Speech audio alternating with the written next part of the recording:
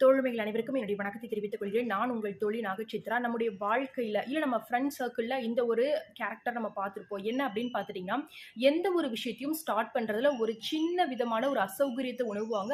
காரணமாக அந்த ஒரு விஷயத்த அவங்க துவங்காமலே அதுல ஒரு பின்னடைவ சந்திப்பாங்க.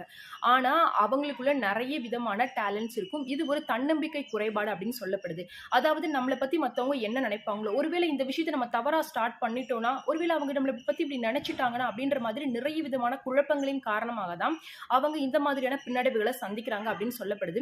இது எக்ஸாமினேஷன்லயும் இருக்கு. ஸ்கூல் டேஸ்ல ஆரம்பிக்கக்கூடியது அவங்களுடைய நெக்ஸ்ட் லெவல் அவங்களுடைய கெரியரே கூட பெரிய அளவுல பாதிக்கக்கூடிய ஒரு காரணமா இருக்கு அப்படின்னு சொல்லப்படுது. சோ இதை சரி செய்வதற்கான ஒரு அழகிய சிந்தனை வரிகள் தான் நம்ம இன்னைக்கு பார்க்க போறோம். ஆனா இவங்க எல்லாருமே சொல்லக்கூடிய ஒரு விஷயம் என்னவா இருக்கும் அப்படின்னு பார்த்துட்டீங்கன்னா, என்னால தொடக்கத்தை மட்டும் தான் சரியா செய்ய முடியாது, ஆனா முடிவை என்னால ரொம்ப அழகா பண்ணிட முடியும் அப்படின்னு சொல்லுவாங்க.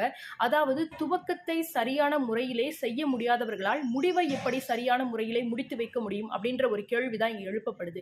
அதனால உங்களால அந்த கான்செப்ட் நல்லா தெரியுது. மத்தவங்களோட நீங்க கம்பேர் பண்ணாம உங்களுடைய விஷயங்கள நீங்க துணிச்சலா, தன்னம்பிக்கையோட நீங்க முன்னெடுத்து வைக்கப்படும் பொழுது, உங்களுடைய குறைபாடுகள் கூட நிறைகளாக பார்க்கப்படும் அப்படின்னு சொல்லப்படுது. அதனால இனிமே உங்களுக்கு வரக்கூடிய எல்லா வாய்ப்புகளையும் முழு மனதோடு ஏற்று வாழ்விலே முன்னேறி சென்று வெற்றி பெறுங்கள். நன்றி.